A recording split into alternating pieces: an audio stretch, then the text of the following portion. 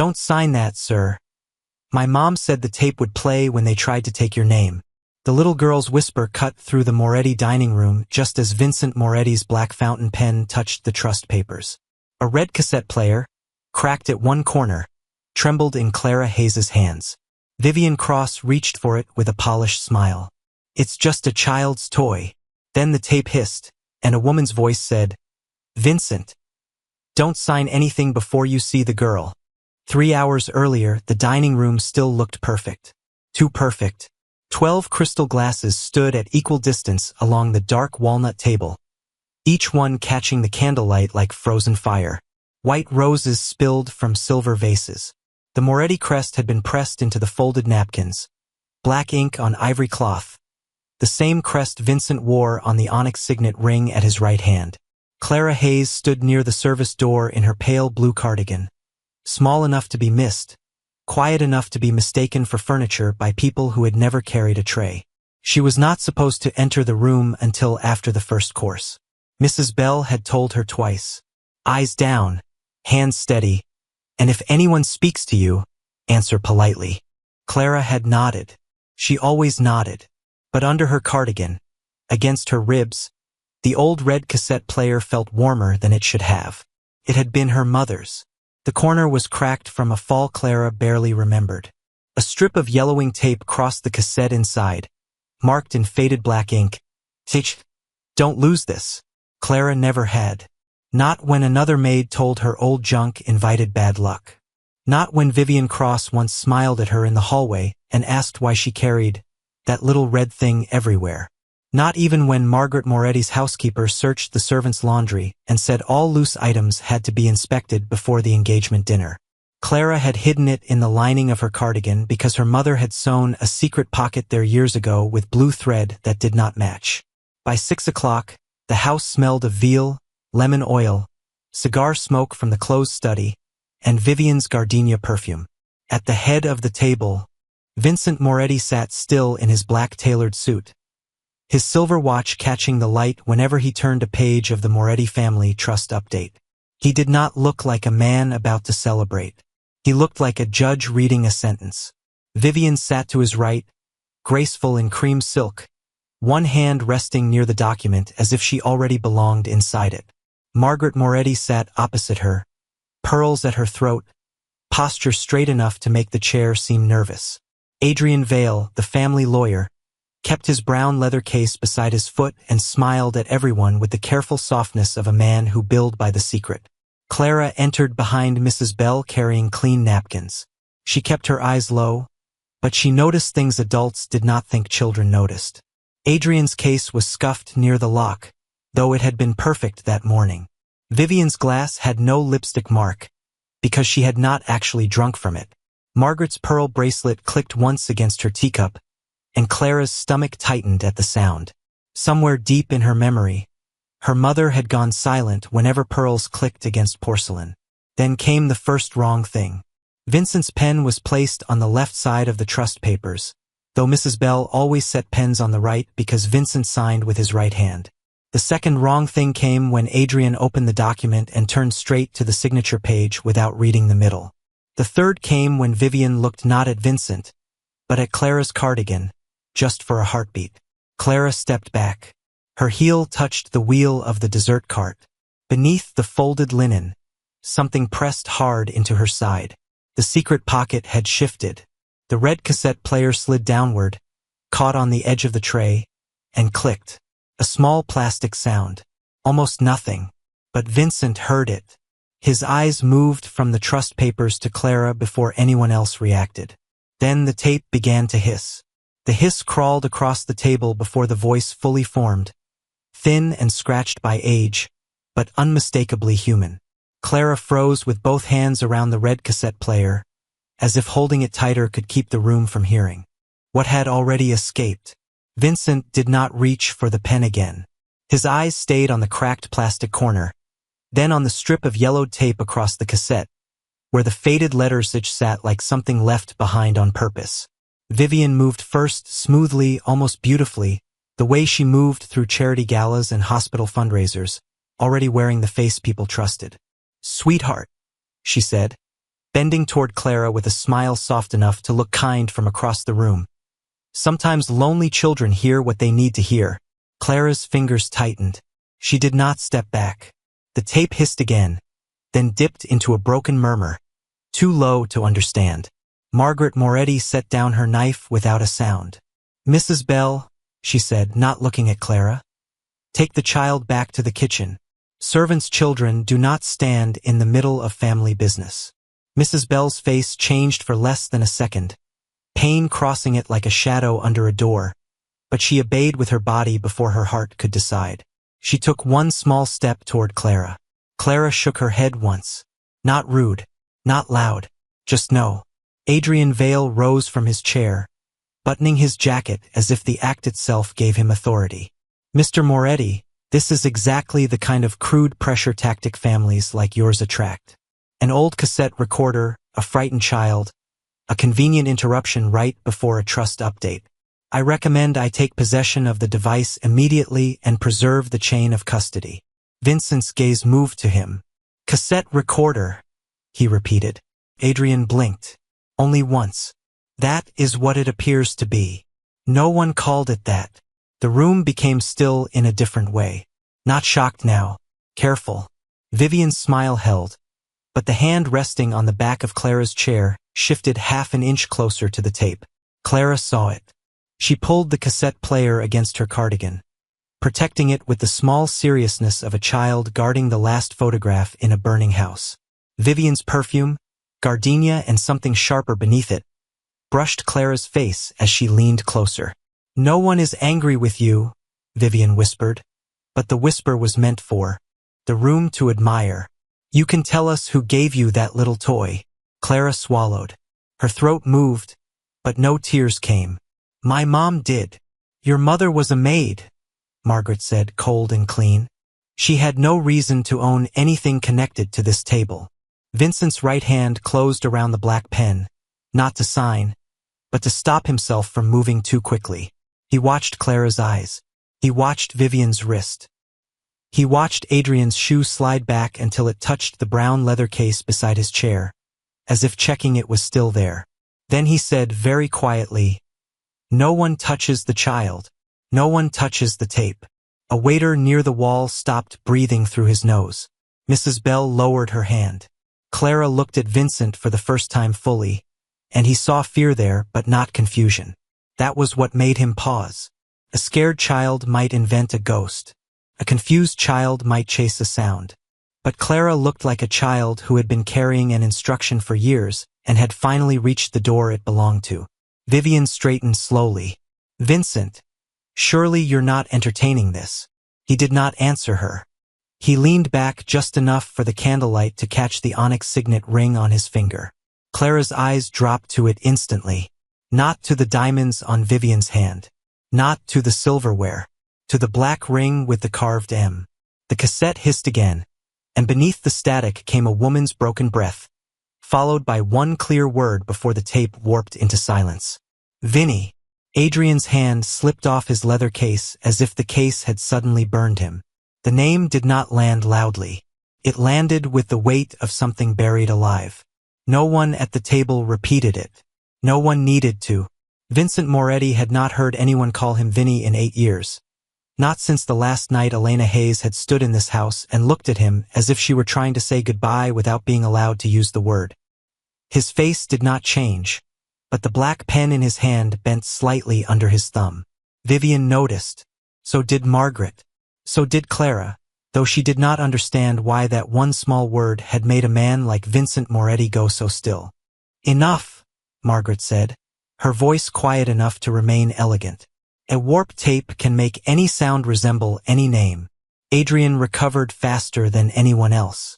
He gave a careful little laugh, the kind men use in courtrooms when they want a judge to think nothing serious has happened. "Mr. Moretti, your mother is right.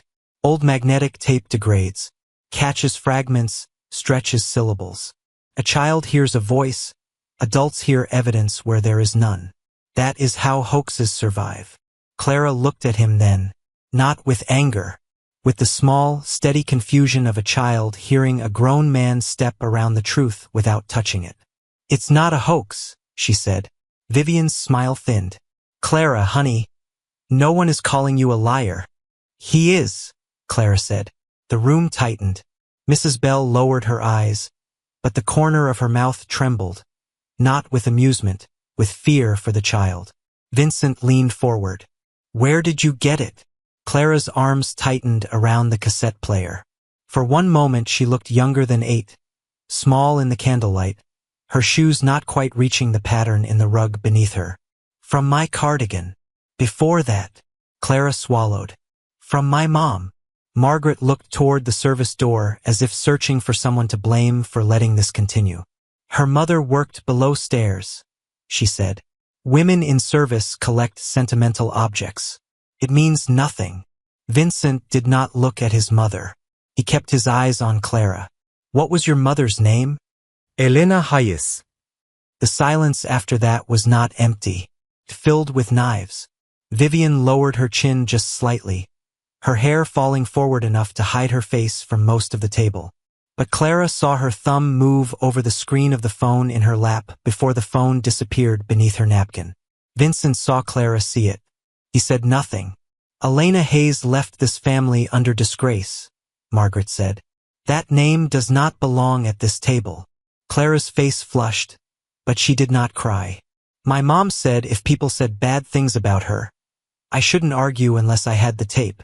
Vincent's eyes flicked to the cassette. What else did she say? Clara hesitated, then slipped 2 fingers under the left side of her cardigan.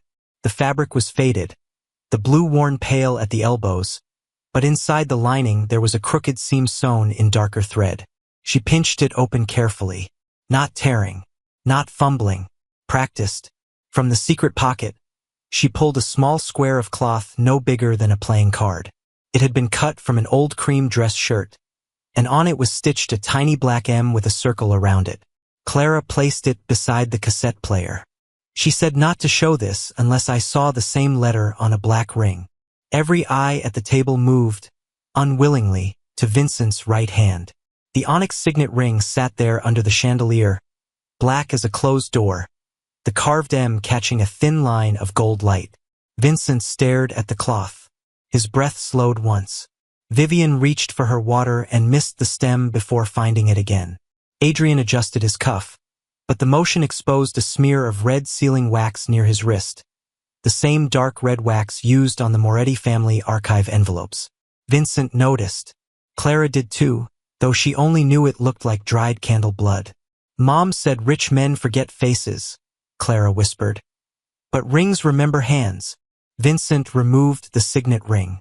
The soft scrape of gold against skin seemed louder than the silverware, louder than the fire, louder than Vivian's careful breathing. He placed it on the table beside the cloth and the cracked red cassette player. The stitched M and the carved M faced each other perfectly. Then Vincent saw the final detail Clara could not have invented. The tiny black thread in the cloth was not thread at all, but a strip pulled from the lining of an old Moretti mourning ribbon, the kind only family wore at private funerals. The mourning ribbon should not have been there.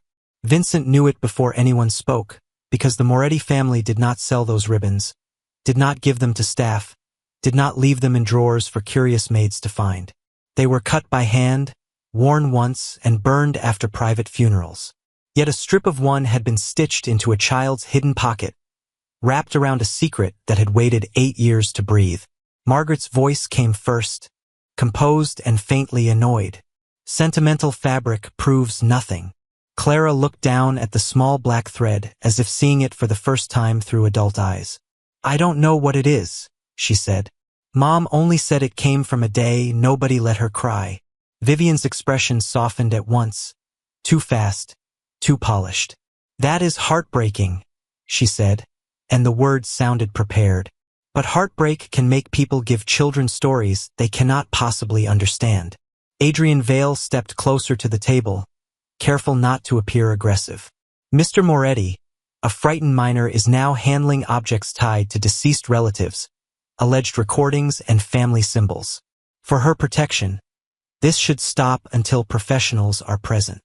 Professionals, Vincent Rapata. You mean you? Adrian inclined his head.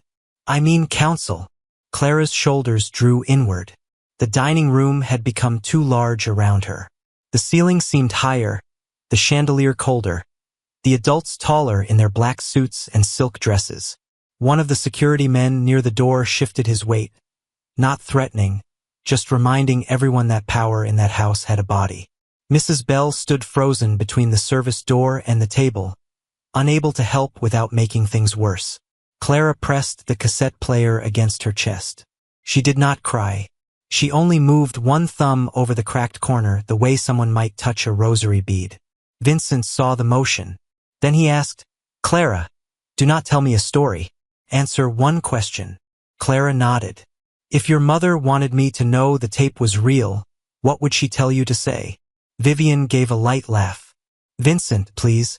You cannot cross-examine an 8-year-old at dinner." Vincent did not look away from Clara. "I asked for one sentence." Clara stared at the ring on the table, then at the cassette, then at Vincent's face. "She said you would ask for something nobody else knew." Her voice thinned, but held. "She said if you did, I should say, 'Vinny,' only when she was scared." The words seemed to remove the warmth from the room. Vincent's eyelids lowered half an inch. Margaret's pearls clicked once against the edge of her plate. Clara heard it and flinched, not because it was loud, but because her body remembered before her mind did. Vincent heard that too. "Play it," he said. Adrian stepped forward. "That is unwise. Sit down." Adrian sat. Vivian folded her hands. Margaret did not move. Vincent pressed the old play button with one finger. The tape dragged, coughed static, and for a moment there was nothing but a thin mechanical whine. Then Elena's voice surfaced, broken but clear enough to make Vincent's hand go still on the machine. "Vinny, they told me to say I betrayed you." A sharp scrape cut across the sound. The voice stretched, bent, then vanished under a harsh layer of recorded silence. Clara whispered, "That's where it always hurts the tape." No one asked what she meant. She opened the side of the player the way a child opens a lunchbox she has opened 1,000 times. "Mom said don't pull it when it gets tight. Press stop first. Then count to 5. Vincent watched her obey the old instruction exactly, lips moving silently through the count. It was not proof enough to believe everything, but it was too specific to dismiss. "Bring the player from my father's study," he ordered. Vivian's smile returned, delicate and relieved, as if the room had finally chosen reason. "Good. A proper machine will show everyone how damaged it is." 10 minutes later, the heavier cassette deck was placed on the table, black and chrome, smelling faintly of dust and old cigars. Vincent inserted the tape himself. Adrian leaned back, regaining color. Margaret lifted her chin. Vivian reached for Clara's shoulder, almost tenderly. "When this proves nothing, sweetheart, you must promise not to make up more." Clara stepped out from under her hand. "I didn't make up my mom." Vincent pressed play. The same sentence emerged, clearer now. "Vinny, they told me to say I betrayed you." Then came the scrape again. But this time, beneath the forced silence, another sound bled through for less than 2 seconds. A woman's bracelet clicking against porcelain, followed by Margaret Moretti's voice saying, "Enough!" Vivian exhaled as if bored and said, "See? The other side will be blank anyway." Vincent's eyes lifted, slowly from the cassette to her face. No one had mentioned another side. Vivian realized what she had said a heartbeat too late. The room did not punish her for it with noise, punished her with silence. Vincent kept his eyes on her face, and for the first time that evening, her perfect stillness cost her effort. The candlelight touched the cream silk at her throat, the diamond at her finger, the smooth line of her smile trying to return to its place. "Most tapes have another side," she said lightly. "That is all I meant." Clara's hand tightened around the edge of the table. "Mom never let me turn it over." Vivian's eyes flicked down to her. "Your mother seems to have given many instructions." "She did," Clara said. Not proud, not defiant, just true. Vincent reached for the cassette, then stopped before his fingers touched it. The pause was small, but everyone saw it. He had touched bodies colder than ice, signed documents that moved men across oceans, ordered rooms cleared without raising his voice. But now an 8-year-old girl had taught him to hesitate before handling evidence. "How did she tell you to do it?" he asked. Clara looked at the machine in front of him. "Stop first. Count 5. Take it out by the edges. Don't touch the brown part. If it sounds like it's choking, don't pull." Adrian's mouth tightened at the word evidence without anyone saying it. Vincent turned to the older man standing near the sideboard, his consigliere, who had not spoken once during dinner. "Evidence bag. Camera. Gloves." Adrian stood. "Vincent, with respect, I am counsel of record for the family. Not for this." The words were not loud, but they closed a door. The consigliere took out his phone and photographed the cassette player, the label, the ring, the stitched cloth, the position of every hand on the table. Then he pulled a clear bag from the emergency kit kept in the security drawer near the dining room entrance. Not dramatic, not cinematic to the people at the table, just procedure. And that made it worse for the ones who had been relying on emotion to bury it. Clara watched the bag open. Her chin trembled once. "Will it still play if you put it in there?" "It will," Vincent said. "And if it doesn't, everyone in this room will know who touched it last." Margaret's chair creaked. "This is absurd. You are letting a maid's child turn dinner into an investigation." Mrs. Bell's eyes lifted at that. Only for a second. Vincent saw the pain in the old woman's face, how quickly she swallowed it. How many years of swallowing must have taught her to do it silently. He pressed stop, waited, counted under his breath. 1, 2, 3, 4, 5. Clara's lips moved with the same count.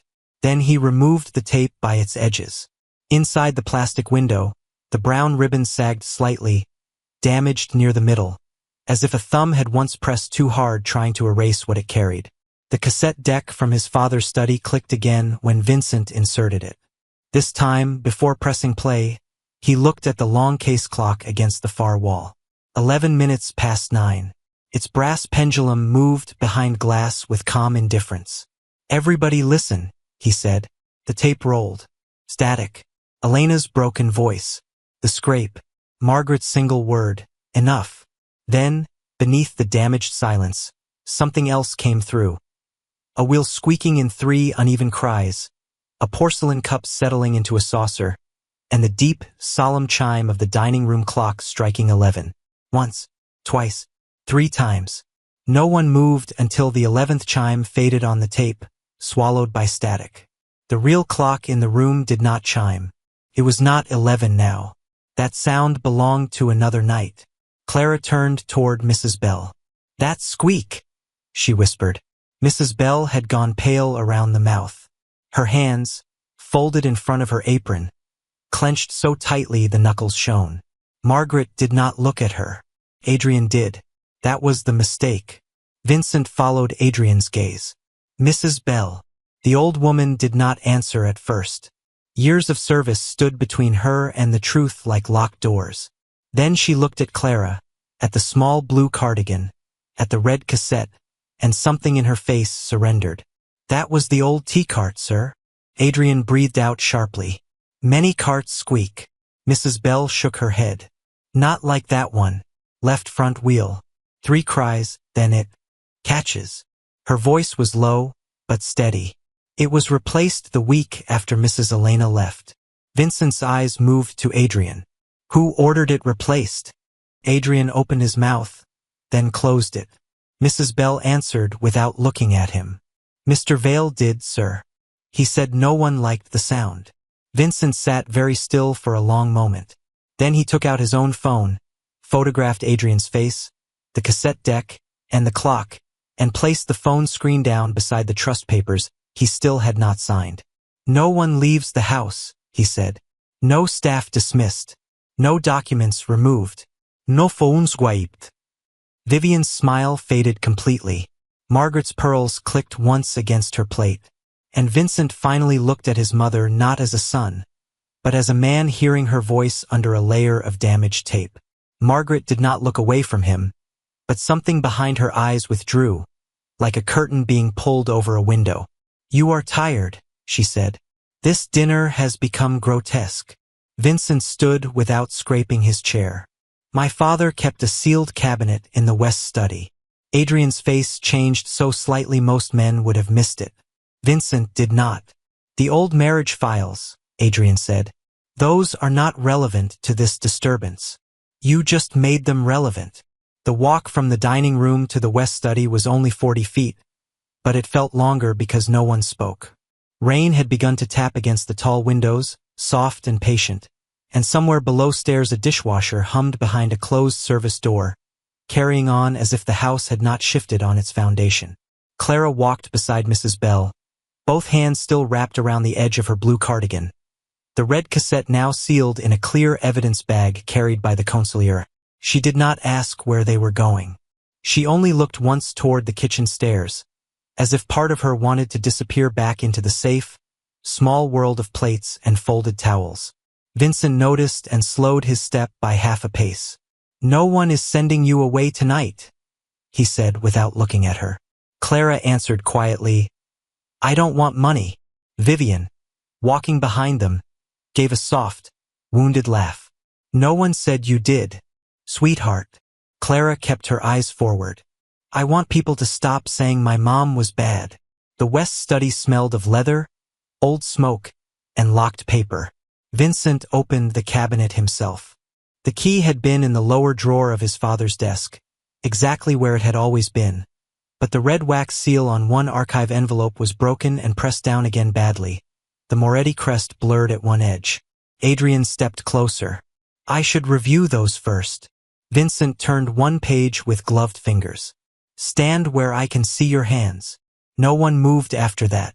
The first file held old trust amendments, Elena's marriage certificate, and 3 letters Vincent recognized by the shape of the handwriting before he read a single word. He had believed he burned everything she ever wrote him. Someone had kept copies. The second file was thinner, too thin. Inside was a death certificate for baby Moretti, marked stillborn, dated 8 years earlier. The room seemed to lose temperature. Clara did not understand the legal words, but she understood Vincent's silence. He stared at the date, then at Clara, then back at the paper. "That was the day my mom says I was born," Clara whispered. Vivian pressed a hand to her chest. "Vincent, this is cruel. She shouldn't be exposed to this." He did not answer. Beneath the certificate was an invoice from a private clinic outside Albany, paid through a holding company Clara had never heard of, but Vincent had. Cross Harbor Charitable Holdings. Vivian's foundation used the same initials on its donor envelopes, the ones she displayed at children's hospitals with photographers present. The invoice line was short, clinical, almost polite. Maternity isolation, document preparation, private relocation. Mrs. Bell made a sound so small it was almost not a sound at all. Adrian recovered enough to speak. "Old invoices can be misfiled. That company handled dozens of charitable disbursements." Vincent lifted the death certificate. "A dead child does not require relocation." Vivian's lips parted, then closed. For the first time all night, she did not have a beautiful sentence ready. Vincent placed the certificate, the clinic invoice, and the broken wax envelope on the desk in a neat row. He took photographs of each one, then nodded to the consigliere. "Copies. External drive. Independent counsel. No Moretti attorney touches these." Adrian's jaw tightened at the word independent. Clara looked at the papers and then at Vincent's ring still missing from his hand. "Is my mom in trouble?" she asked.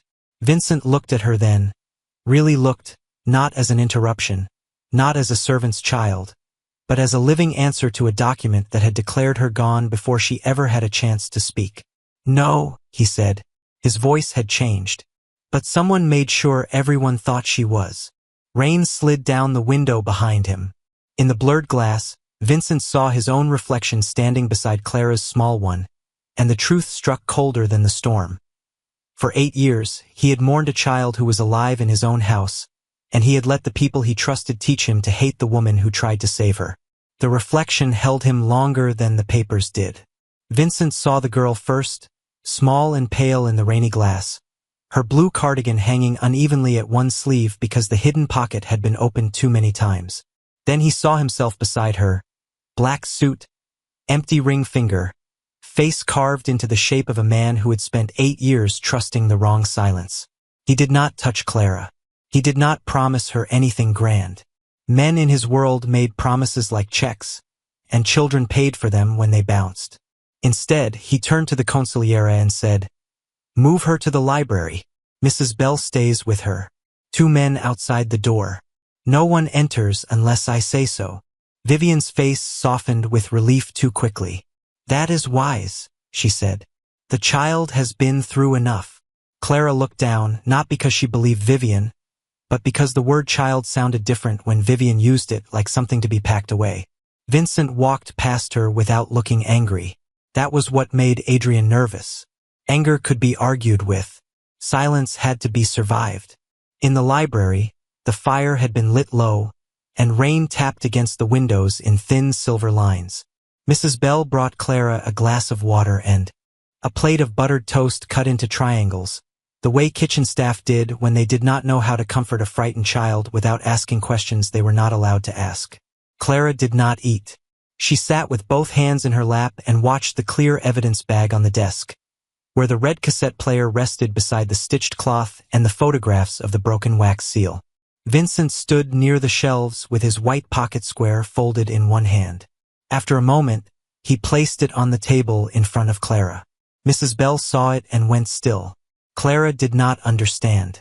"In this house," Vincent said quietly, "that means no one moves you without answering to me first." Clara looked at the white cloth, then at him. "My mom said white things get dirty fastest." She was right. Then why use it? Because dirt shows. Clara studied that answer as if it mattered. Then she said, "Mom said if people tried to send me away, I should remember the kitchen clock." Vincent's eyes moved to her. "What about it?" "It runs 5 minutes slow.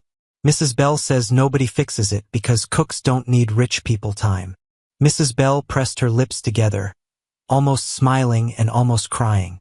Clara continued, "When Miss Vivian came downstairs last week, she said it was 7:30, but the kitchen clock said 7:25.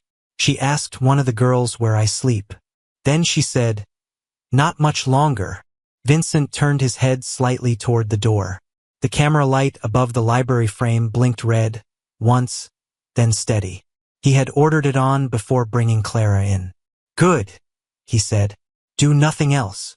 That was all he asked of her. No brave speech, no trap she had to understand. Just remembering what adults thought did not count.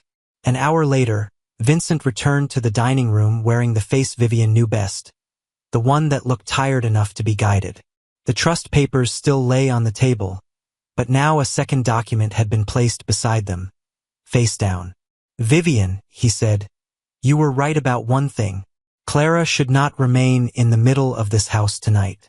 I will have the foundation place her somewhere discreet until the matter is reviewed." Vivian's hand stilled over her glass. Margaret looked at him for the first time with something like approval. Adrian exhaled through his nose, careful not to make it relief. "I can prepare the release," he said. "No, Vincent replied. "Vivian can have her people coordinate it. She knows the children's side of the foundation." Vivian's phone vibrated against the table before she could answer. No one moved. The sound came again, trapped beneath her palm. Vincent looked at the phone, then at her face mild as winter. "Important. A donor," Vivian said. "At this hour?" She smiled. "People with money forget clocks." Vincent let the lie sit there. Across the room, the tiny camera light above the portrait of his father blinked once. In the hallway, his consigliere watched a file download on a tablet. A message from Vivian's phone to a housemaid downstairs, sent 11 seconds after Vincent's fake decision. Get the girl out before Vincent asks for the clinic file. At the same time, another alert appeared from the archive door access log. Adrien Valle, 2:13 a.m., previous night. Vincent did not read either message aloud. He only turned the face-down document over. It was not a release form. It was a printed copy of the kitchen camera still showing Vivian outside the servants' corridor at 7:25. Vivian saw the image, and for the first time that night, she understood the little girl in the library was no longer standing alone. The printed image lay between the wineglasses like a photograph of a ghost. Vivian stared at herself standing outside the servants' corridor at 7:25, one hand lifted toward the basement door, the other holding the phone she had just lied about. For a moment, no one spoke. Then she did what polished people did when the room tilted under them. She made her voice gentle. "Vincent, if you want to turn one hallway picture into an accusation, then I think we need witnesses, counsel, and calm." Vincent nodded once. "Agreed." That was when the dining room doors opened.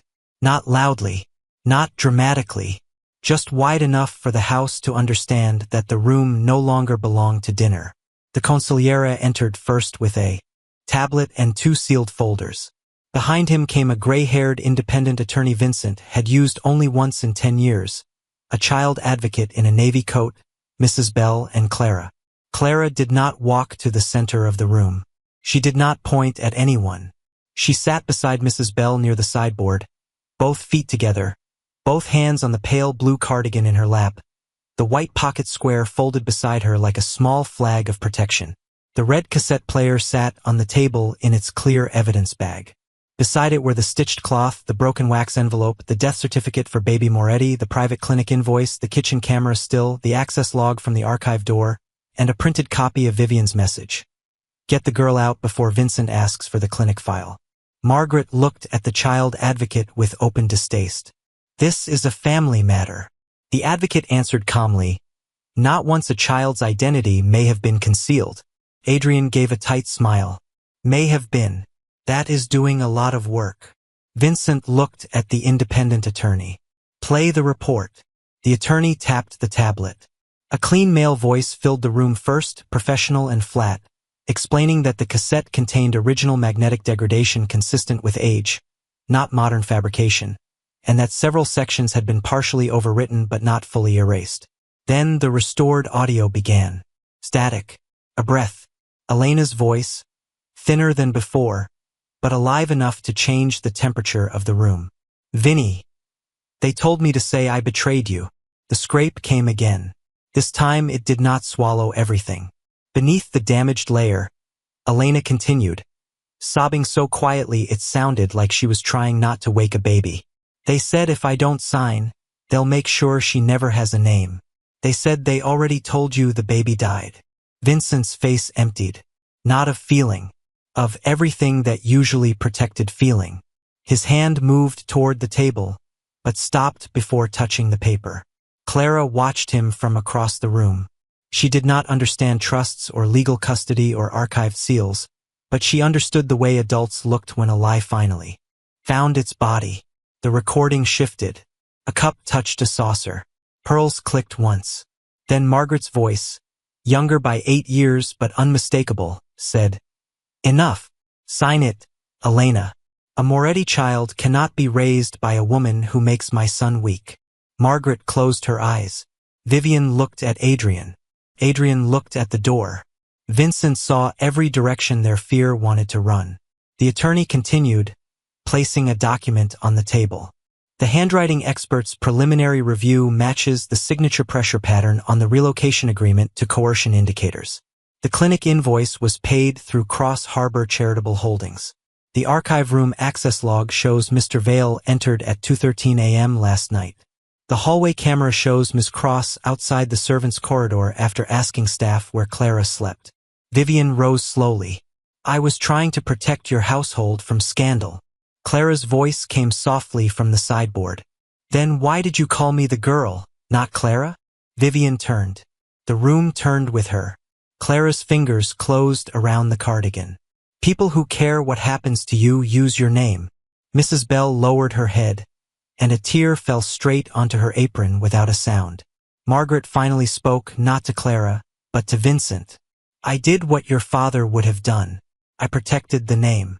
Vincent looked at the ringless hand he had used to sign away years of anger, silence, and obedience to people who had stood close enough to lie softly. When he looked up, he could not speak for 3 full breaths. Then he lifted the unsigned trust papers, tore them once down the middle, and laid both halves beside the cassette. "Call independent counsel," he said. "Freeze every instrument tied to my name. And Mr. Vale, take your hands off that folder."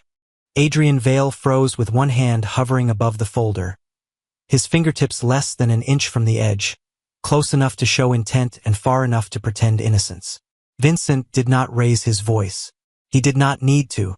2 security men stepped beside Adrian, and the independent attorney slid the folder away with a gloved hand, placing it into a sealed evidence envelope beside the cassette. The broken wax seal, the clinic invoice, the false death certificate, and the printed messages from Vivian's phone. For the first time in that dining room, the truth had a table of its own. Vivian tried to stand taller. "Vincent, you are making a mistake you cannot undo." He looked at her engagement ring, then at the unsigned trust papers torn cleanly down the center. "No," he said, "I am finally undoing one." By morning, the Moretti family trust update was formally withdrawn. Vivian Cross was removed from every foundation committee, every donor account, and every pending estate instrument connected to Vincent's name. Her access badges were disabled before breakfast, not by a guard throwing her into the street, but by a compliance officer reading each revoked privilege into a recorder while independent counsel witnessed it. Adrian Vale was escorted to the front hall and served notice that his conduct would be reported to the State Bar, the District Attorney's Financial Crimes Unit, and the court overseeing family records. Margaret Moretti did not plead.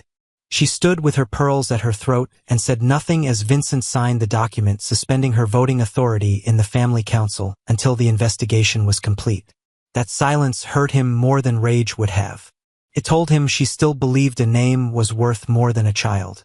Clara spent that morning in the library with Mrs. Bell and the child advocate, wrapped in a clean blanket, though she said she was not cold.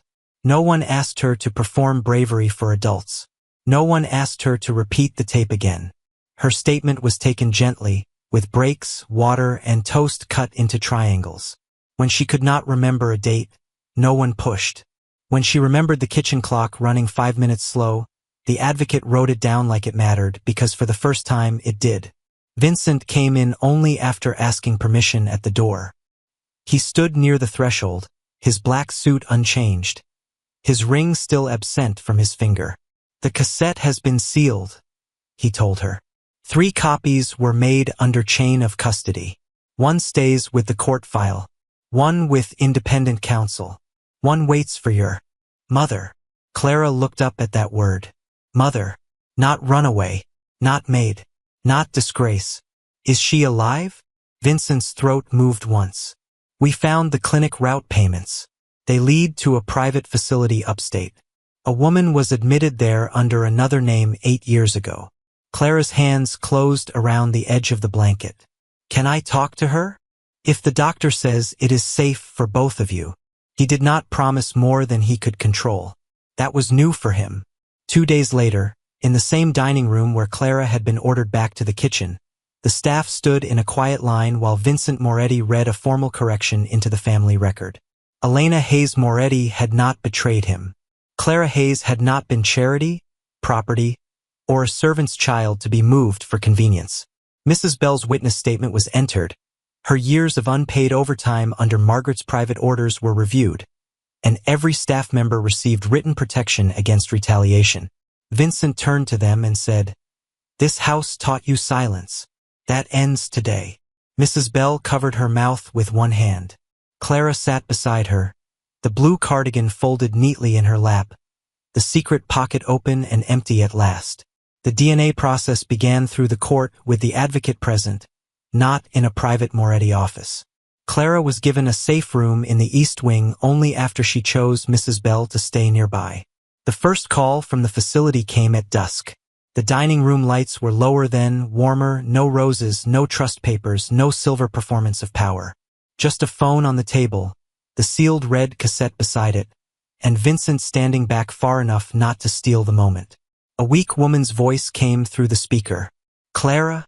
The little girl pressed both hands to the table as if the floor had moved beneath her. Then she leaned close to the phone and whispered, "Mom, I didn't lose your voice." Vincent looked down at the cassette, at the child who had carried it, and understood that power had not saved the truth. The little girl everyone tried to send away had. "That's my dad's voice," Lily Bennett said, holding up the cracked pink phone as the old voice notes scraped through the Moretti living room. Dominic Moretti stopped with his hand on his silver family ring. Vivian Cross smiled too quickly, already reaching for the device, while Silas Ward stepped forward with white gloves. "Sweetheart, that is just an old recording," Vivian whispered. Lily pulled the phone back against her yellow cardigan and said, "Mommy said not to let the pretty lady touch it." 3 hours earlier, the Moretti mansion had looked less like a home than a courthouse built for secrets. Black marble floors held the reflection of chandeliers. The fireplace burned without warming the room. On the long table near the windows, a sealed leather folder waited beside 2 crystal glasses, a silver pen, and the trust papers Vivian had insisted Dominic sign after dinner. Dominic stood near the mantel in a black tailored suit, his father's silver watch tucked under his cuff, his face unreadable as guests moved carefully around him. People did not bump into Dominic Moretti. They adjusted their path before they got close. Vivian Cross moved through the room with practiced grace, touching elbows, accepting congratulations, speaking softly about family unity and new beginnings. To everyone watching, she looked like the woman who would finally soften the most dangerous man in the city. Only Lily Bennett did not watch her that way. The 3.5-year-old sat on the edge of the rug with her white stuffed lamb in one arm and her mother's old pink phone in the other. The case was cracked across one corner, and a peeling rabbit sticker curled away from the back. The phone was too old to belong in that room, too cheap to rest near Italian leather and imported stone, but Lily held it like it was warm. Across the room, Silas Ward noticed it first. The butler's face did not change. His posture remained perfect, his black jacket smooth, his white gloves spotless. But his eyes paused on the phone for half a second too long. Then he crossed the room and bent slightly, using the voice adults used when they wanted obedience without sounding cruel. "Miss Lily," he said, "that item should have been stored with the former staff property." Lily looked up at him, then down at the phone. "It is Mommy's." "Yes," Silas replied, "and your mother left many things behind." The sentence made Vivian turn her head. Not sharply. Not enough for guests to notice. Just enough for Dominic, who had spent his life reading small movements before men reached for weapons, to see it. Victor Moretti stood beside the drink cart, rolling a cigar between his fingers though he had not lit it. He gave a quiet laugh. "Dom, the maid's child has been carrying that thing all evening. Someone should take it before it breaks." Dominic did not answer. His attention had shifted to Lily's small hands. She was not playing a game. She was pressing the same button again and again, waiting for something familiar to happen. The screen flashed, went dark, then glowed blue. A tiny list of unnamed audio files appeared. Lily smiled for the first time that night. "Sleepy song," she whispered. Vivian's wineglass stopped halfway to her mouth. "Silas," she said lightly, "help her with that." But Lily had already tapped the file. At first, there was only static. Then the old phone gave a faint pop, like breath caught behind a wall. The grandfather clock near the fireplace ticked once, twice. The room seemed to lean toward the sound. Then a man's voice came through, low and strained. "Clara, listen to me. If Dom signs the trust papers, Victor owns everything before morning." Dominic did not move. Victor's cigar slipped slightly between his fingers. Vivian's smile stayed on her face, but her eyes went flat. Lily lifted the phone higher, proud and frightened at the same time, as if she had brought the room something precious and dangerous without knowing which it was. Dominic stepped toward her, not fast, not kindly, but with the slow care of a man approaching evidence. "Play it again," he said, and when Lily's thumb brushed the cracked screen, Dominic saw the file's timestamp glowing beneath the static. 9:17 p.m., the exact minute the Moretti grandfather clock had stopped on the night Adrian died. The numbers on the cracked screen did not blink. They simply sat there in pale blue light, small and impossible, while the grandfather clock kept ticking above the fireplace as if nothing in the room had changed. Dominic Moretti looked from the timestamp to the clock, then to the phone in Lily's hands. He did not reach for it. Men like Dominic had learned early that the first person to grab at evidence was usually the first person afraid of it. Vivian Cross recovered before anyone else. Her smile returned in one clean motion, smooth enough to pass for kindness if no one had been watching the second before. "Sweetheart," she said, kneeling until her cream dress brushed the edge of the black rug. "Sometimes little girls hear what they want to hear. Maybe your mother played old movies for you. Maybe you remember a voice from television." Lily stared at her, still holding the phone with both hands. The yellow sleeve of her cardigan had slipped over one knuckle. "No," she said. "It was not loud. It was worse than loud. It was certain." Silas Ward stepped in, white gloves folded at his waist. "Sir, with respect, that item belongs with former staff property. It may contain private recordings, corrupted files, or material that could be misused." His voice was calm, but his eyes stayed on the phone instead of Dominic. Victor Moretti gave a short, irritated breath from beside the drink cart. "Dom, this is exactly how these things start. A maid leaves under a cloud. Her child shows up years later with some old device, and suddenly the family is expected to defend itself against ghosts." The word ghosts moved through the room like cold air. Lily's mouth tightened. She pressed the phone against her chest, over the small white lamb tucked beneath her arm. "Mommy didn't leave in a cloud," she whispered. "She left crying." Vivian tilted her head with a sadness so polished it looked rehearsed. "Poor baby. She has been carrying grown-up fear for too long." Then she reached out, palm open. "Let me take the phone so it does not frighten you anymore." Lily stepped backward so quickly her heel caught the rug. Dominic moved one hand, just enough that the nearest guard straightened. Vivian stopped before touching the child.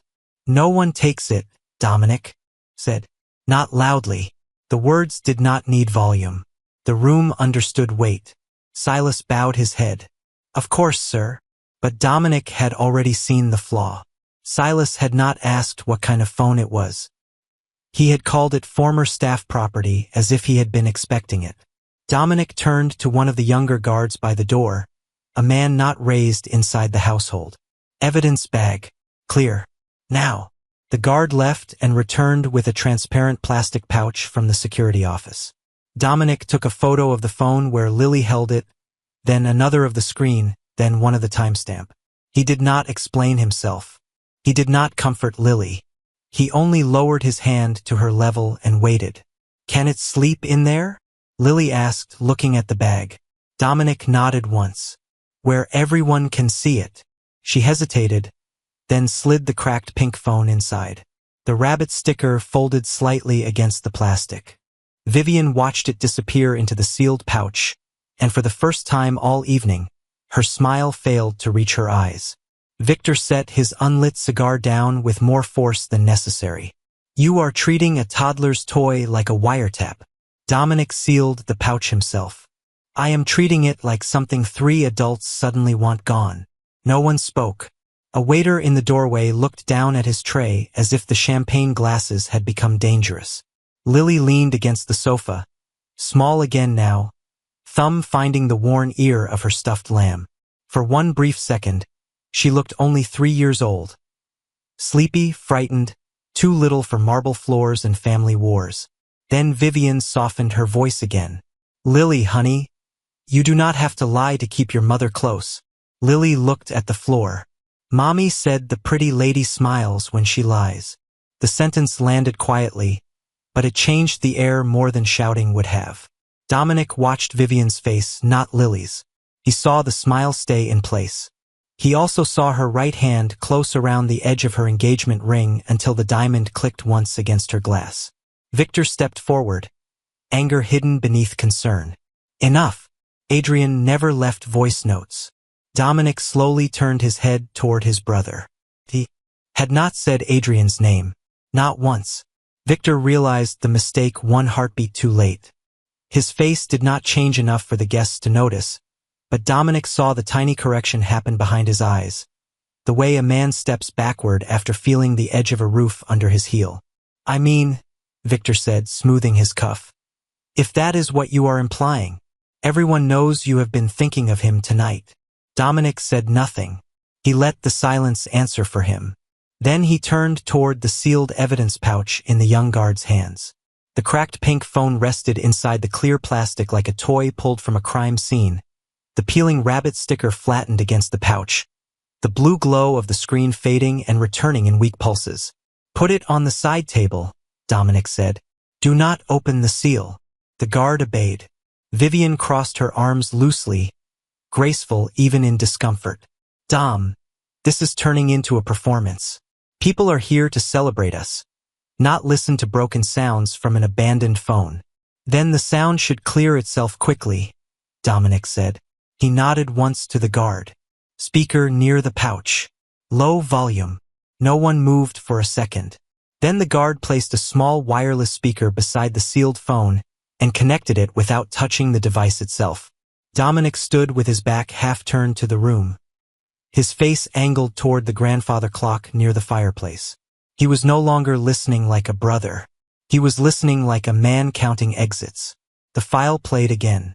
Static first, then the scrape of breath, then the voice that had pulled all warmth from Dominic's hands. Clara, listen to me. If Dom signs the trust papers, Victor owns everything before morning. Vivian looked down as if the words embarrassed her. Victor looked toward the window. Silas looked at the phone. Lily looked at the clock. That was what Dominic noticed. Not the fear. Not the adults. The child was staring at the clock as if she expected it to answer. The recording continued with a faint room tone under the voice, the kind of sound old houses made when heat moved through hidden vents. Then came the chime. 1, 2. The third note, cracked in the middle, bending flat before dying. A damaged, coughing sound. The same broken note that had lived inside the Moretti living room for years, ever since the night Adrian was declared dead, and the old clock had stopped long enough for a repairman to say the internal hammer was warped. Dominic lifted his eyes to the clock. It ticked above the mantel, polished and proud, still carrying its damaged third note like a secret under varnish. Lily crawled 2 careful feet across the rug, still clutching the stuffed lamb by one ear. She pointed to the carved brass face below the pendulum. Mommy cried when the big clock coughed, she said. Vivian's smile thinned. Children attach memories to sounds. It is very common. Silas nodded immediately. The staff quarters were close enough to hear the clock on quiet nights. Dominic turned slowly. No, they were not. The staff quarters sat beyond the rear courtyard, past 2 sets of doors and thick stone walls. The clock could be heard in the family wing, the formal hall, and nowhere else. He looked back at the sealed phone. The timestamp still glowed when the screen woke again from the vibration of playback. 9:17 p.m. Dominic pointed toward the security desk in the hall.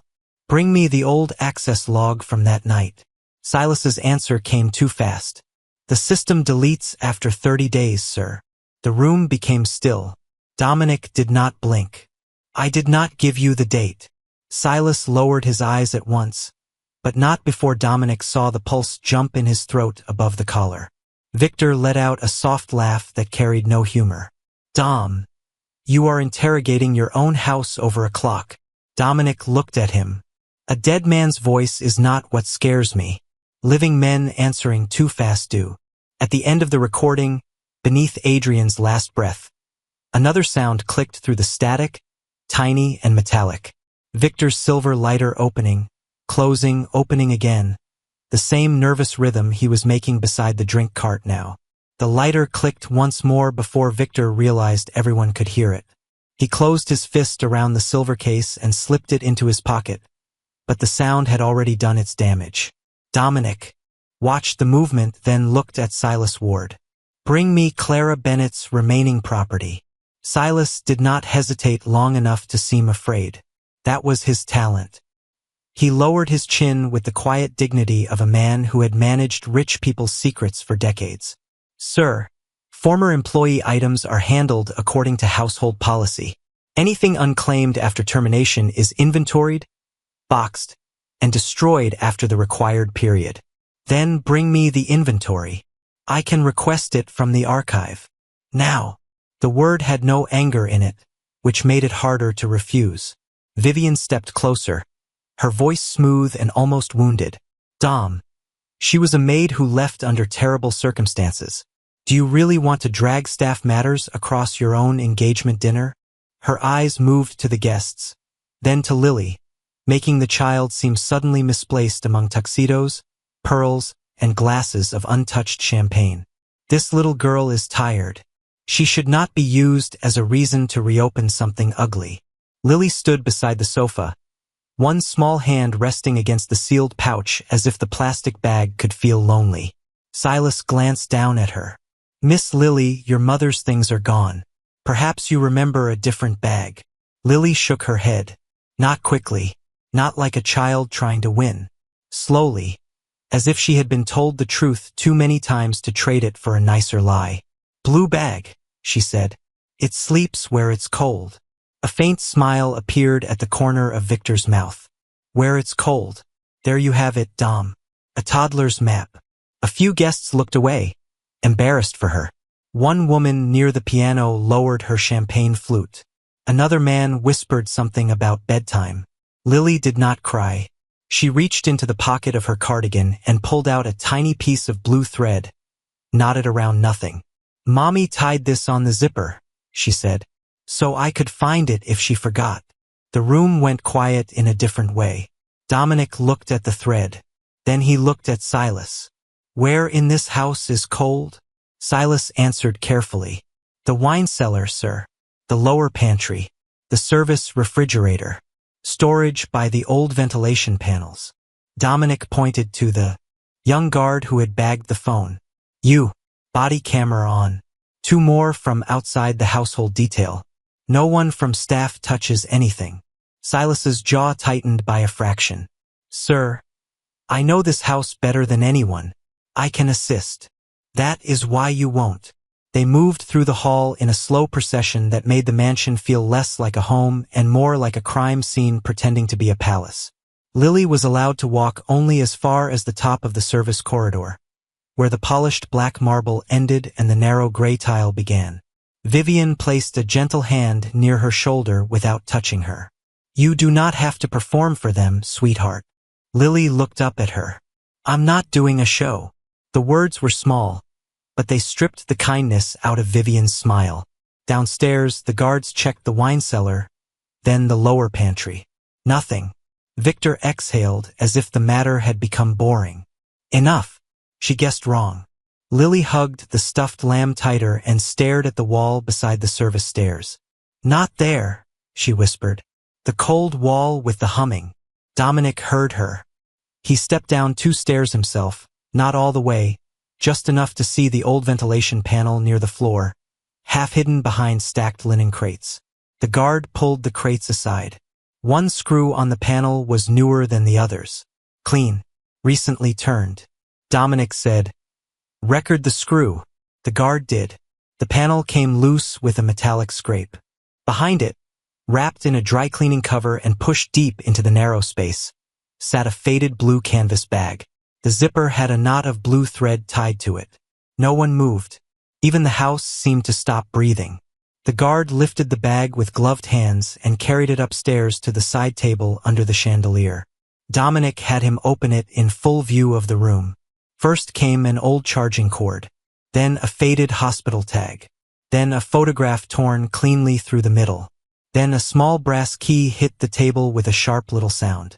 On its head was stamped the phoenix crest of La Fenice. Victor spoke before he could stop himself. That locker was cleared. Dominic slowly raised his eyes. No one said locker. Dominic let the sentence sit there until Victor understood he had put his own hand on the blade. No one corrected him. No one saved him with laughter. The little brass key lay on the table under the chandelier, its phoenix crest catching the light as if the metal itself had remembered where it belonged.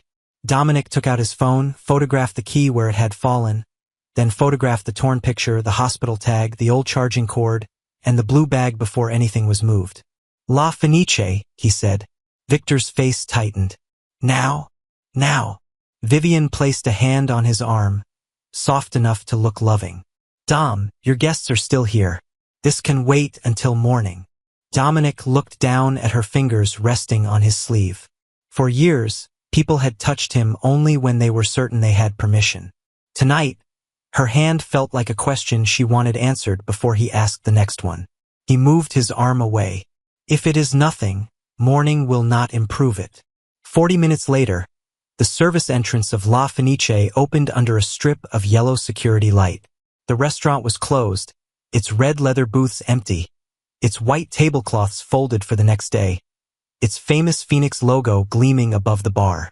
But beneath the dining room, in the narrow employee corridor where the walls smelled of bleach, flour, and old steam, the past had not been polished. Lily stood beside Dominic's leg, sleepy but upright, her stuffed lamb pressed under her chin. She had refused to leave the sealed phone at the mansion, so it now rested inside a clear evidence pouch carried by the young guard, visible to everyone, untouchable. She used to come here, Lily whispered. Dominic looked down. Your mother. Lily nodded. She smelled like lemons after. No one mocked that, not even Victor. A night manager unlocked the employee storage room with trembling hands. Rows of lockers lined the walls, most labeled, some dented, some painted over. Silas, who had insisted on coming, stood at the door with his hands folded. Sir, if there was an unassigned locker, it would have been cleared years ago. Dominic held up the brass key between two fingers. Then we will. Let the lock explain itself. The key did not fit the first row. It did not fit the second. Victor exhaled through his nose as if patience were costing him money. Then Lily tugged the hem of Dominic's coat. Not hard, just enough. She pointed to the lowest locker near the back, half hidden behind a metal rack of folded aprons. No label. A smear of old adhesive where a nameplate had been torn off. Mommy sat there, Lily said, when the loud man said she stole. Dominic's eyes moved to the rack, then to the locker. Who was the loud man? Lily shrank behind the lamb. He had shiny fire. Victor's hand went to his pocket, where his silver lighter rested. The key turned. Inside was a yellowed envelope taped to the back wall, a folded receipt, a photocopied transfer form, and the missing half of the photograph. The young guard filmed every movement. Dominic made the manager bring gloves. He made the lawyer on video call watch the seal break. Only then did he allow the envelope to be opened. The photograph came first. Adrian Moretti sat in a hospital chair, thinner than Dominic remembered, but alive. In his arms was a newborn wrapped in a pale blanket. Clara Bennett stood beside him in a maid's uniform, exhausted, young, and smiling like someone terrified of joy. Lily leaned closer, her small breath fogging the plastic sleeve over the photo. She touched the air above Adrian's face without touching the evidence. He sang the sleepy song, she said, then hummed 3 uneven notes. Dominic's jaw locked. Their mother had sung that same broken little melody after nightmares, only to him and Adrian, never in public, never around staff. The receipt was from a Queens electronics shop. 1 prepaid phone, paid in cash, time-stamped 2 days before Clara vanished. The transfer form listed a patient named Claire Ward, not Clara Bennett, moved under private care, with Nurse Evelyn Hart's signature at the bottom. Dominic stared at the wrong name longer than he stared at the photograph. A person could lose money, status, even family, but changing a name was something colder. It made a living woman harder to find. Seal all of it, Dominic said. Copy nothing through family servers. Independent counsel only. Silas shifted near the doorway. Sir, that may be unnecessary. Dominic did not turn. Unnecessary things do not keep surviving in hidden lockers. The lawyer's voice came through the phone speaker, quiet and professional. She had already begun the digital check on the pink phone's recovered system log. Mr. Moretti, she said. The first deletion attempt on the audio file was not made from Clara Bennett's user profile. Dominic looked at the sealed phone, then at Silas. The lawyer continued. It was made with the household administrator code assigned to Mr. Ward. Silas did not step back, but the stillness in his body changed. It became too careful, too arranged. Dominic had seen men confess with their mouths closed before. He kept his eyes on the butler for 1 second, then looked away as if the detail had not mattered enough to wound him. That was the first mercy Dominic gave himself that night. He did not react. He let Silas believe the room had only heard an inconvenience, not a charge. Independent counsel keeps the phone, Dominic said. The locker contents go into sealed custody. No copies through Moretti systems. No family archive. No household staff. Victor's mouth tightened. You are treating us like suspects.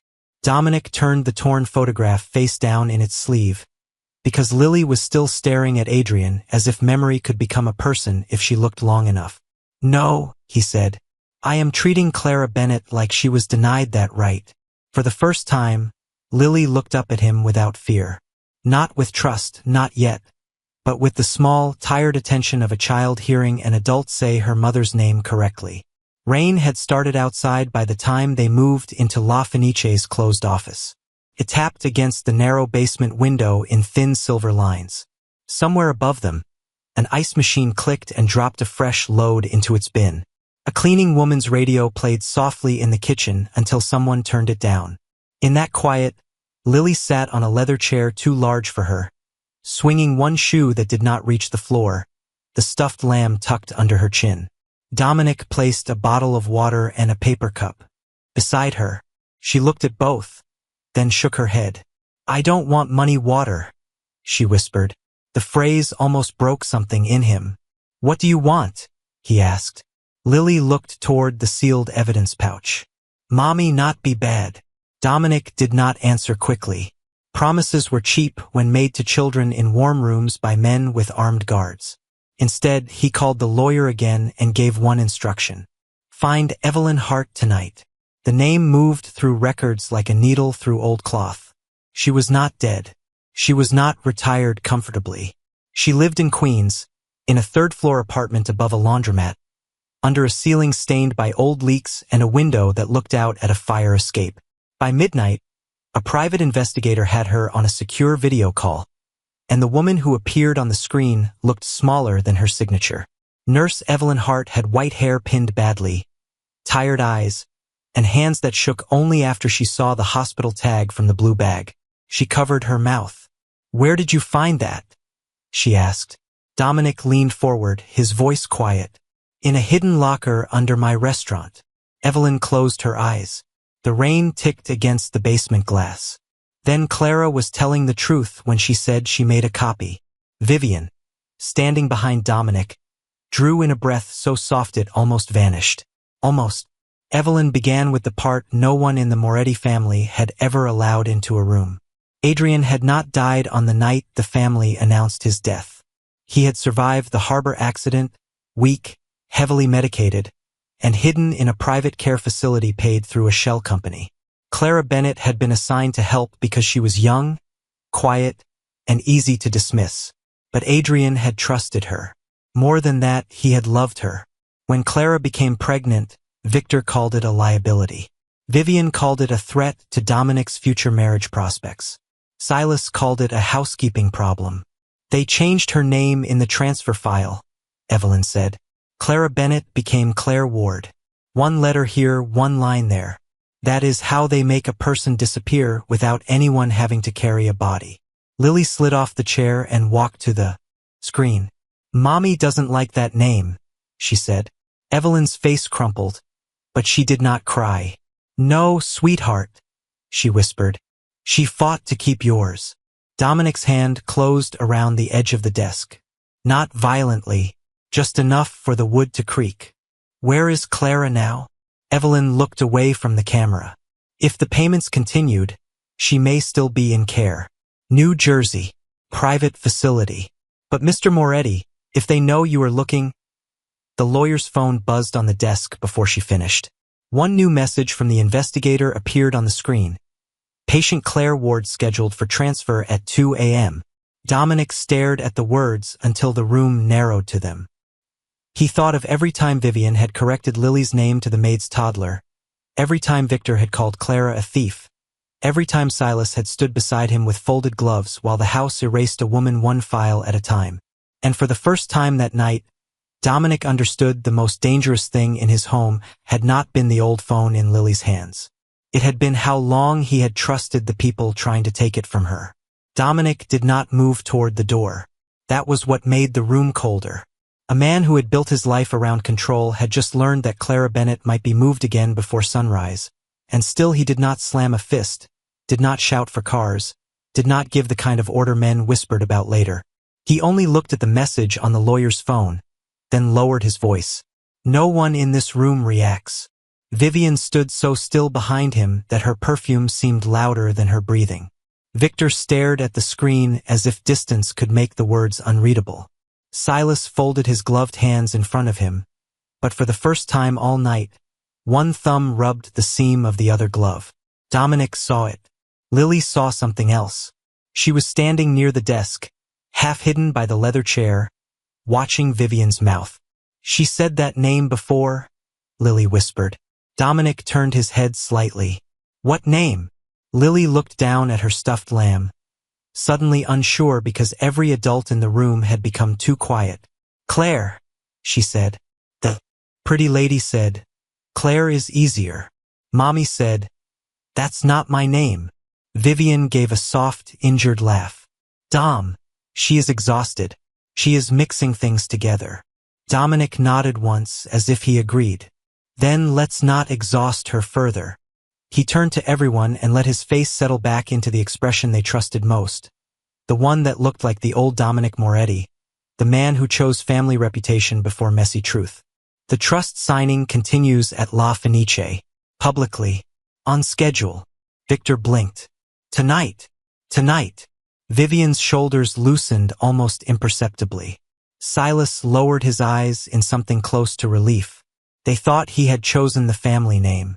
They did not understand he had chosen where to make the family name answer for itself.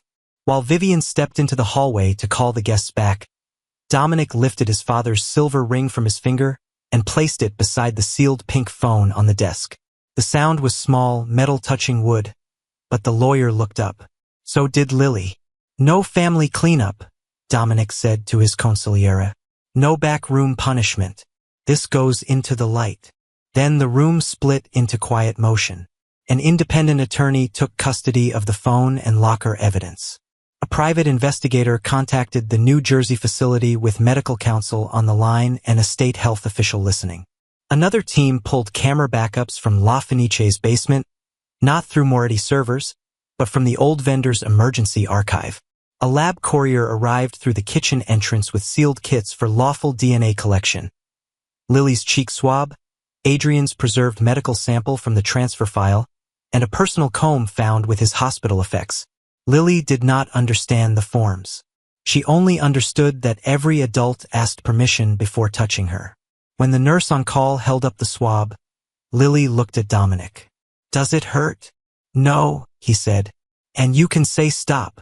That was when something in her small face changed. Not happiness, not trust, a little less fear. Above them, the restaurant lights were being turned on for a celebration that was no longer a celebration. Downstairs, the vendor archive began loading on a laptop. Hallway camera, wine cellar angle, employee lockers. A blue progress bar crawled across the screen. No one spoke while it moved. Vivian's phone buzzed on the table where she had left it face down. Once, twice. She reached for it, then stopped when Dominic looked at her hand. "Expecting something?" he asked. "Only the caterer," she said. The progress bar reached 100. The first clip opened. Silas appeared in the basement hallway years earlier, younger but unmistakable, carrying the blue canvas bag toward the ventilation panel. He paused under the camera, looked directly up, and cut the feed. The screen went black for exactly 7 minutes.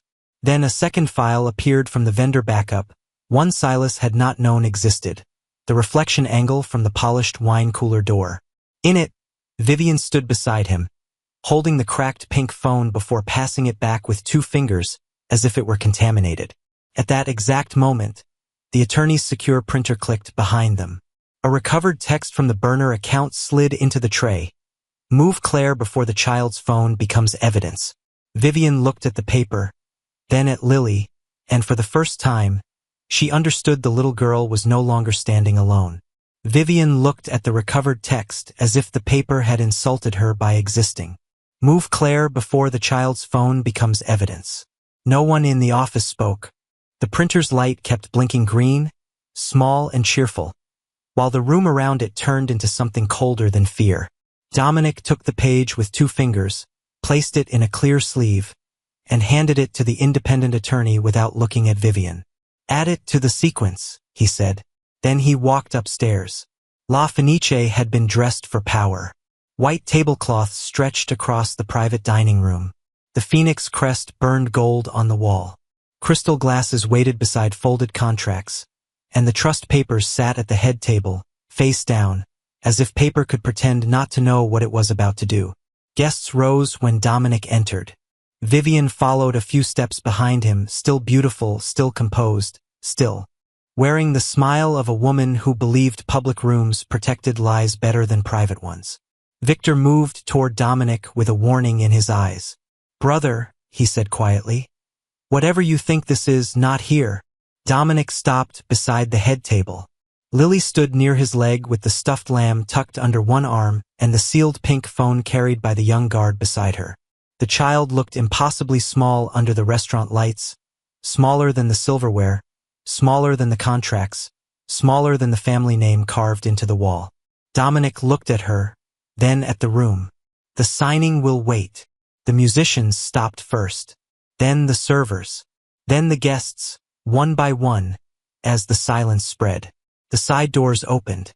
The independent attorney entered with 2 investigators, then Nurse Evelyn Hart, then a doctor in a dark coat. Last came Clara Bennett. She was thinner than Lily remembered, her hair cut short, a patient bracelet still pale around her wrist, one hand resting on Evelyn's arm. But she was standing. She was alive. Dominic saw Lily's face change before he understood his own. The little girl did not scream. She did not run at first. She stared, as if happiness had to be checked carefully in case it was another adult trick. Then she stepped forward, dropped the white lamb on the carpet, and ran. "Mommy," she said, breath-breaking, "I kept your phone." Clara bent as much as her body allowed and caught her daughter with both arms. The sound that left her was not a sob exactly. It was the sound of someone finding the last piece of herself in a room that had once taken everything. Dominic watched them and went pale, not because Clara was alive, but because she was alive in a building he owned, after being dishonored in a building he owned, while he had believed the people who called her a thief. For several seconds, he could not speak. The attorney saved him from having to. She placed the evidence on the long table in order. The cracked pink phone, the voice note extraction report, the broken chime analysis, the blue canvas bag, the La Fenice key, the hidden locker photographs, the picture of Adrian holding newborn Lily, the hospital transfer form changing Clara Bennett into Claire Ward, the burner phone receipt, Silas on the basement camera, Vivian in the wine cooler reflection, the recovered text, and the sealed DNA result. No one shouted. That made it worse. Each item landed softer than a plate and heavier than a verdict. Vivian tried first. "This is grief being weaponized." Victor tried next. "This is a family matter." Silas, face gray beneath his perfect posture, said, "I followed instructions as head of household." Dominic lifted one hand, and the attorney pressed play. Adrian's damaged voice filled La Fenice. "Clara did not steal. Lily is mine. Victor knows. Vivian knows. Silas took the phone once. I hid the copy." Clara closed her eyes. Lily held her tighter. Dominic placed both palms on the table, and when he finally spoke, his voice was low enough to make the farthest guest lean in. Clara Bennett did not steal from La Fenice. La Fenice stole her name, her child, and her voice. Vivian's mouth opened, but no defense came out. The recording crackled again, not finished. Adrian breathed hard, then whispered one final line no one had heard before. "Dom, if you still have my father's watch, listen to the back." Dominic's hand moved slowly to the silver watch under his cuff. The entire room watched him touch it. He looked at the attorney and said, "Preserve the room. No one leaves." No one reached for a coat. No one reached for a phone. Even the waiters stayed frozen beside the walls, trays lowered, eyes fixed on Dominic's wrist as he unfastened the silver watch his father had left him. For years he had worn it as a symbol of blood, loyalty, and inheritance. Now it felt heavier than all three. The independent attorney placed a soft evidence cloth on the table, and Dominic laid the watch face down upon it. The back plate was scratched near the hinge, so faintly that he had mistaken it for age. Lily, still wrapped in Clara's arms, pointed with one small finger. "The bunny sticker had a hiding place too," she whispered. Dominic looked at her, then at the watch. He did not smile. He pressed the hidden catch. The back opened with a dry metallic click. Inside, taped beneath the plate, was a microcard no larger than a fingernail. The attorney sealed it, logged it, and inserted it into a clean reader while everyone watched. The screen at the end of the dining room flickered once, then Adrian Moretti appeared, pale in a hospital bed, his voice weak but clear. He named Clara Bennett. He named Lily as his daughter. He named Victor's pressure over the trust draft, Vivian's plan to bury Clara's reputation, and Silas's role in moving files, phones, and staff property through the house. It was not the only proof. That mattered. Dominic understood that one dramatic video could be challenged, twisted, dismissed as grief or manipulation. But beside it lay the phone extraction, the broken chime analysis, the locker evidence, Evelyn Hart's records, the transfer form, the burner messages, the camera reflection, and the DNA result. One by one, lies lost somewhere to stand. Vivian removed her engagement ring slowly, as if dignity could still be performed. Dominic did not take it. He told the attorney to log it with the other property tied to the trust signing. Victor demanded private counsel and tried to call it a family dispute. The investigator replied that the evidence involved identity fraud, medical records, witness intimidation, financial transfers, and unlawful concealment. Silas said nothing at all after the camera still of his gloved hands beside Clara's blue bag was placed in front of him. By morning, the signing was cancelled, Vivian's access to Moretti accounts was frozen. Victor was suspended from every legal board position tied to the family business's pending investigation, and Silas was removed from the house under escort, not by men in shadows, but through the front entrance in view of the same staff he had controlled for years. Dominic made no speech about revenge. He signed preservation orders, handed over copies to outside counsel, and agreed to cooperate with the proper agencies. Then he did the harder thing. At noon, La Fenice reopened only for employees, past and present. Clara sat at the front table with Lily on her lap and Nurse Evelyn beside her. Dominic stood where she had once been accused and read the corrected record aloud. Clara Bennett had not stolen from La Fenice. Her termination file was voided. Her medical identity would be restored. Back pay, damages, and healthcare costs would be handled through a court-supervised settlement, with Clara represented by her own attorney, not his. Lily's guardianship protections and inheritance rights would be placed under independent legal oversight until the court made final determinations.